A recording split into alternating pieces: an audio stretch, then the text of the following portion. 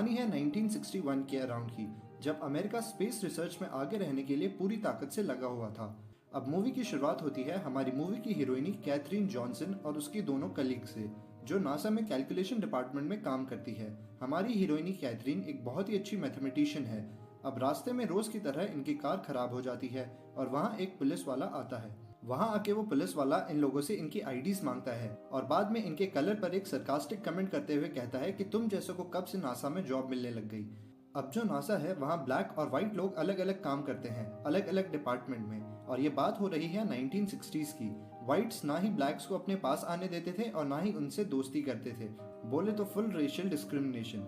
अब उस time Russia और अमेरिका अपनी सैटेलाइट्स को मून पे लॉन्च करने की होड़ में लगे हुए थे, जो कि जासूसी के लिए यूज की जानी थी।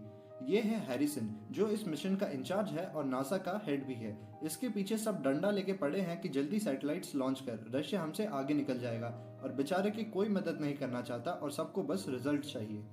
अब ये एक अच्छे एनालिटिकल ज्योमेट्री जानने वाले साइंटिस्ट को बुलवाता है, पर व्हाइट्स में ऐसा कोई नहीं था। इसीलिए सुपरवाइजर मिचेल वेस्ट ग्रुप में जाती है, जो ब्लैक्स का डिपार्टमेंट है। वहाँ उसे कैथरीन के बारे में पता चलता है और वो कैथरीन को हैरिसन को असिस्ट करने के लिए अपॉइंट कर लेती है, और साथ में उसकी फ्रेंड मेरी को भी हीट शील्ड डिपार्टमेंट में अपॉइंट किया जाता है।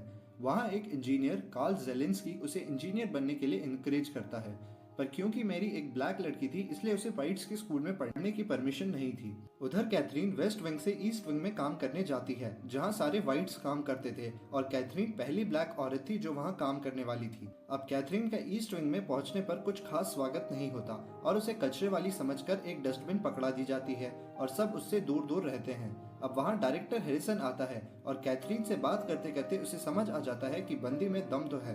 अब ये हैरिसन भैया भाई बहुत कड़क आदमी है, उसे सिर्फ काम से मतलब है और उसे ये सब रेशियल डिस्क्रिमिनेशन वगैरह कुछ समझ नहीं आता। पर ये जो बंदा है पॉल, ये कैथरीन को कुछ खास पसंद नहीं करता। ये वहाँ का चीफ इंजीनियर है। अब कैथरीन वहाँ पूछती है कि वॉशरूम कहाँ है, तो ये दीदी उसे कहती है कि मुझे नहीं पता तुम लोगों का वॉशरूम कहाँ है। बताओ, ये भी कोई बात है। अब बेचारी कैथरीन वॉशरूम जाने के लिए ईस्ट विंग से वेस्ट विंग आती है, जो कि लगभग आधा मील दूर था। और इतना ही नहीं, उसे व्हाइट्स की कॉफी मशीन्स भी यूज करने नहीं दिया जाता, और दिन भर मेहनत करने के बाद रात को हैरिसन उसकी पूरी कैलकुलेशंस को डस्टबिन में फेंकवा देता है और उसे सब जल्दी करने के ऊपर लेक्चर दे देता है। अब मर्करी 7 की टीम आती है। ये वो एस्ट्रोनॉट्स हैं जो स्पेस में जाने वाले पहले लोग होंगे। वहाँ एक एस्ट्रोनॉट ग्लेन कैथरीन और उसके कलीग से मिलता है और उनसे मिलके बहुत खुश भी होता है। अब ये जो पॉल है, ये कैथरीन को कुछ खास पसंद नहीं करता और कैलकुलेशंस करने के लिए जो फाइल्स कैथरीन को देता है उसमें से कुछ लाइंस हाइड की हुई होती है, जिससे कैथरीन को डेटा पढ़ने में बहुत ज़्यादा मुश्किल होती है और इसी वजह से उसे कैलकुलेशन करने में भी बहुत ज़्यादा तकलीफ होती है। पर कैथरीन उस आधे अधूरे डेटा से भी हिंट लेकर के अभी तक जितने भी मिशंस के फेलियर के पीछे का कारण था उसे खोज लेती है। और ये सब देख हैरिसन और पॉल उसे इंटेरोगेट करते हैं और उससे पूछते हैं कि कहीं वो रशियन जासूस तो नहीं है, और बाद में हैरिसन को उस पर यकीन हो जाता है और कैथरीन को पूरा डेटा भेज दूसरी कैलकुलेशंस भी करने को कहता है। उस टाइम नासा में इतनी पावरफुल मशीन्स नहीं थी और उस वक्त आईबीएम भी अपनी मशीन्स को नासा में बस ला ही रहा था।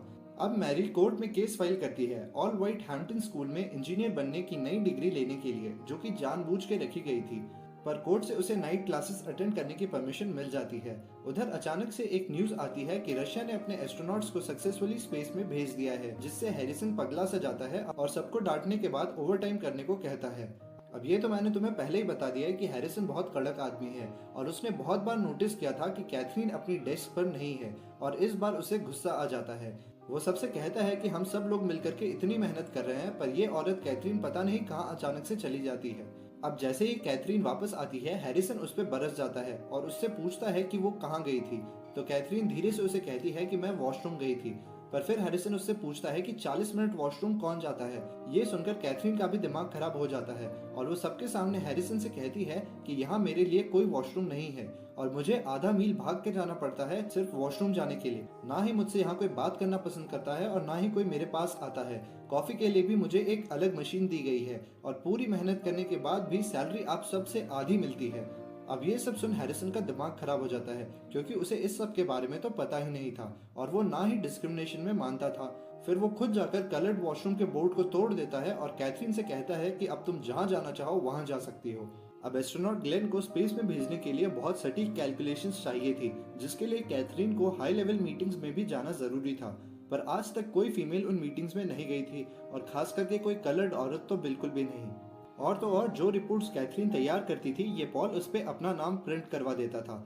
इसीलिए कैथरीन हैरिसन के पास जाती है और पहली बार कैथरीन हैरिसन की मदद से उस हाई लेवल मीटिंग में जाती है जहां आज तक कोई फीमेल नहीं गई थी। वहां उसे देख सब लोग चौंक जाते हैं, पर अपनी कैथरीन उस मीटिंग में जाके झंडे गाड़ देती है और अपनी कैलकुलेशंस के जलवे से सबके दिमाग को खोल के रख देती है। और ये सब देख वहां बैठा ग्लेन भी बहुत खुश होता है। अब कैथरीन अपनी स्पेशल कैलकुलेशन स्किल्स से मिशन की सारी कैलकुलेशंस कर लेती है, पर अचानक उसे हैरिसन बुला के बताता है कि अब IBM मशीन्स आ गई हैं, इसलिए अब सारी कैलकुलेशन उन्हीं मशीन्स के थ्रू होंगी और अब तुम्हें वापस जाना होगा अपने वेस्ट विंग में। और कैथरीन वहां से चली जाती है, पर तब तक पॉल और बाकी लोग डिस्क्रिमिनेशन करना छोड़ देते हैं। अब लॉन्च का वक्त होता है और अचानक वहां पर एंड टाइम पे IBM कंप्यूटर से की हुई कैलकुलेशंस में कुछ प्रॉब्लम हो जाती है और किसी को कुछ समझ नहीं आता। फिर हैरिसन ग्लेन को कॉल करता है और ग्लेन हैरिसन से कहता है कि अगर कैथरीन कैलकुलेशंस करेगी तो मैं जाने के लिए तैयार हूँ। फिर हैरिसन फटाफट से कैथरीन को बुलवाता है। कैथरीन कैलकुलेशंस करके दे देती है, पर उसे अंदर नहीं आने दिया जाता, पर हैरिसन उसे अंदर इनवाइट करता है और थोड़ी प्रॉब्लम्स के बाद ग्लेन सक्सेसफुली स्पेस में जाता है और कैथरीन के कैलकुलेट किए हुए कोऑर्डिनेट्स के अकॉर्डिंग ही सक्सेसफुली दोबारा धरती पर भी आ जाता है और मिशन सक्सेसफुली पूरा हो जाता है और पॉल और कैथरीन की भी फ्रेंडशिप हो जाती है। उधर मैरी भी अपनी डिग्री कंप्लीट करके नासा की पहली कलर्ड इंजीनियर बन जाती है। इनकी एक और फ्रेंड डॉर्थी भी नासा की पहली कलर्ड सुपरवाइजर बन जाती है और IBM मशीन्स ऑपरेट करने लग जाती है और मूवी की हो जाती है हैप्पी एंडिंग। तो आज के लिए बस इतना ही। अगर वीडियो में कुछ पसंद आया हो तो इसे लाइक करना, अपने फ्रेंड्स के साथ शेयर करना और मुझे पता है सब्सक्राइब तो तुम लोग कर ही लोगे। तो मिलते हैं नेक्स्ट वीडियो में।